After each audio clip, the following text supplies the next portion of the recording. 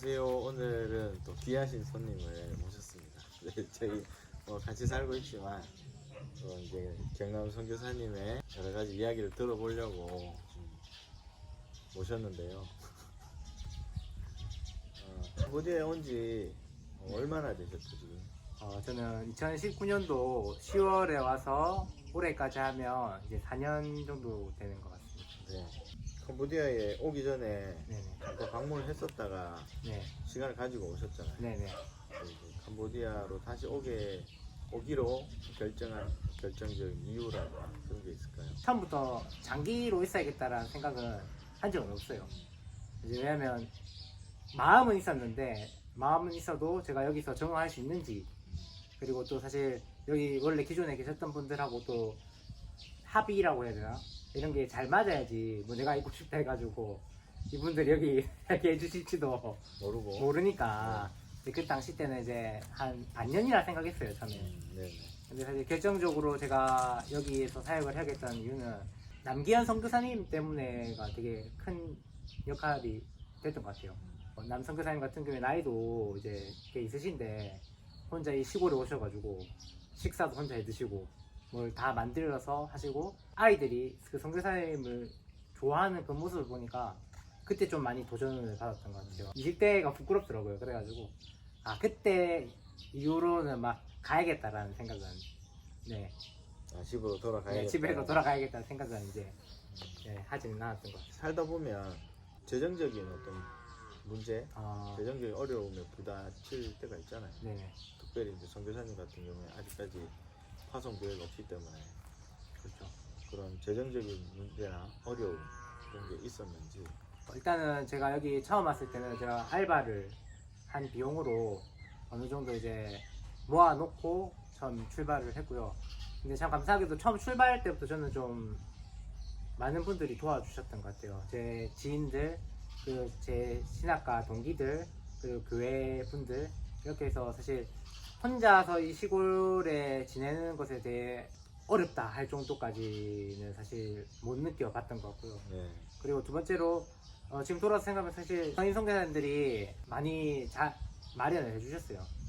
이런 공간부터 시작해서 또 알게 모르게 또 님들이 지낼 수 있도록 많은 도움을 주셨고 또 실질적으로 또 많이 연결시켜 주셨고 아직까지 뭐 그렇게 진짜 이번 달에 생활비가 없어가지고 힘들다 이렇게 지내본 적은 없었던 것 같아요. 혹시나 뭐 힘들다면 제가 성인 선교사한테 얘기해가지고 뭐 도움 주시지 않을까 모르겠습니다. 라는 생각을 합니다. 네. 재정적인 부분 말고 네. 다른 부분에서 이런 거는 좀 많이 힘들었다. 환경이 또 보면 인간에 되게 많은 영향을 좌지우지하는데 일단 날씨가 너무 더워가지고 안 그래도 게으른데 더 하기 싫게끔 만드는 날씨라 해야 되나? 덥죠. 네. 그런 부분들이 일단 제일 먼저 겪어야 됐던 어려운 부분이었던 것 같고, 두 번째로는 아무래도 이제 저희가 하는 일들이 또 이렇게 누군가 도와주고 또 어떻게 보면 복음을 전하고 이런 부분이기 때문에 뭔가 기본적인 소통도 안 될 때, 그리고 뭔가 정말 중요한 일을 처리를 해야 되는데 제가 실수를 해가지고 그 일이 이제 어긋났을 때, 그때 또 당시 때는 그게 제 탓이라 생각을 못하고 이제 현지인 분들을 탓을 많이 돌리게 했는데 지금 돌아서 생각해보면 다 제가 부족했던 부분이었던 것 같아요. 자기만의 싸움의 시간이 되게 힘들었던 것 같아요. 그러면 이제 반대로 가장 이제 좋았던 거나 뭐 기뻤던 일이나 좋았던 거 그런 일이 있습니다. 뭐 사실 안 좋았으면 안 왔을 것 같아요. 네. 근데 여기 오는 시점으로부터 막 저는 되게 즐겁게 사역을 하고 있고 매번이 즐거워요. 애들 보는 것도 즐겁고 여기 지내는 것 자체도 즐겁고 여기 짜증을 많이 이렇게 웃으시면 뭔가 되게 제가 표현을 잘 안 해요. 근데 애들한테 막 진짜 표현을 잘 안 하는데 제가 되게 좋아합니다. 네, 표현 안 할 뿐 아이들은 알고 있을 거라고 저는. 맞아요. 아이들이 선교사님이랑은 되게 친하게 잘 지내는 걸 보고 저도 한 번씩 질투를 느낍니다. 저랑은 그렇게 안 친하거든요. 그러면 이제 4년 정도 5년이 돼 가는데 있는 동안에 스스로를 이렇게 돌아봤을 때 네. 가장 아쉬운 게 있을 것 같은데 어떤 부분이 좀 있을까요? 코로나로 인해서 많은 여유가 있었음에도 불구하고 그 준비 기간 동안 해야 될 것들을 했으면 좋았을 건데 아까 말한 언어라든지 현지에 대한 이해도라든지 저도 모르게 약간 녹아들어서 그냥 지내면 지내는 대로 이런 시간을 많이 보냈던 것 같고요. 현지 분들하고 접촉할 시간도 되게 많았었는데 그런 시간들을 많이 놓쳤죠. 이제 어쨌든 신학생이셨잖아요. 네네. 이제 궁금한 게 주변에 네네. 또 선교사님 같이 선교를 꿈꾸거나 선교지에 나오거나 아니, 관심이 있거나 그런 분들이 좀 있는지. 일단은 제가 신학생 출신이긴 해도 제가 선교에 대한 생각이 없어서 그랬는지 제 주변에는 뭔가 제가 선교를 가야겠다라는 뭐 비전 이런 거를 공유한 친구들은 몇 안 되는 것 같아요. 네. 그리고 제가 이제 있은 지 4년 정도 돼서 이맘때쯤이면 저를 보고 네. 좀 선교에 조금이라도 관심이 있으신 분들이 이제 연락이 오실 줄 알았는데 생각보다 없더라고요. 앞으로 또 선교사님이 계속 사역을 해야 되는데 네. 선교사님에게 이 선교하는데 힘을 주는 그 힘의 원천, 원동력 그게 뭐 어떤 건지. 저희 원동력은 하나님의 말씀인 것 같아요. 근데 그게 왜 그러냐면 저도 교회에 대한 문화를 모르고 있었을 때 저는 진짜 좀 의아했어요. 가족도 아닌데 나한테 왜 이렇게 잘해주지?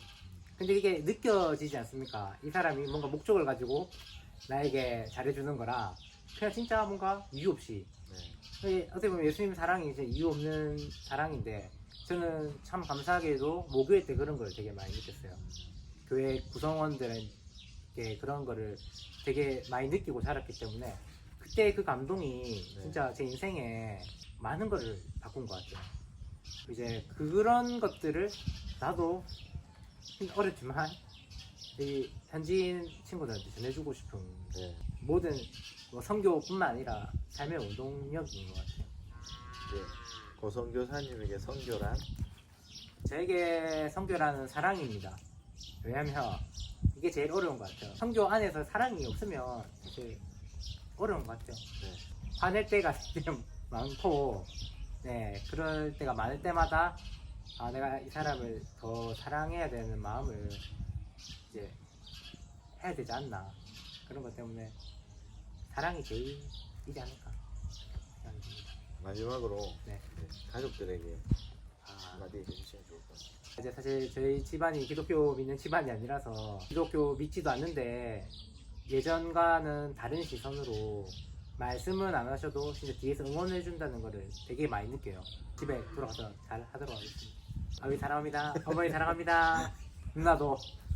그러면 네. 오늘 인터뷰는 여기까지 하는 걸로 가겠습니다. 네, 감사합니다. 감사드리고 또 앞으로도 열심히 일상에서 같이 사역하면 좋을 것 같아요. 네, 좋습니다.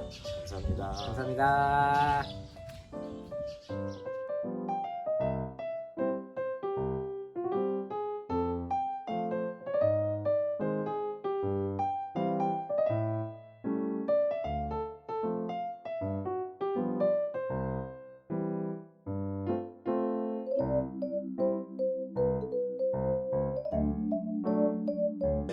처음에 들어올 때 생각했던 선교가 있을 거고 지금 생각하는 선교가 다를 거라는 생각이 들고 어떻게 처음에 생각했는지 또 어떻게 이렇게 바뀌었는지 그런 이야기를 좀 해주면 좋겠네요. 제가 처음에 왔을 때 선교라고 생각했던 거는 이제 말씀을 준비해서 그냥 가서 이제 우리 현지분들에게 전하면 된다고 저는 생각을 했었는데 여기 지내다 보니까 인간이 되지 않겠더라고요. 현지인분들이 그 성경이라는 부분에 대해서 전 세계관이 다르니까 제가 생각했던 거는 그리스도인이 어떻게 살아가는 모습을 마을 사람들한테 보여주고 싶었어요. 기독교 믿는 사람은 이런 사람이라는 거를 그분들이 알고 복음을 받아들이는 거랑 그냥 사실 그런 관계가 안 돼서 바로 가서 복음 전하는 거는 사실 저는 차이가 있다고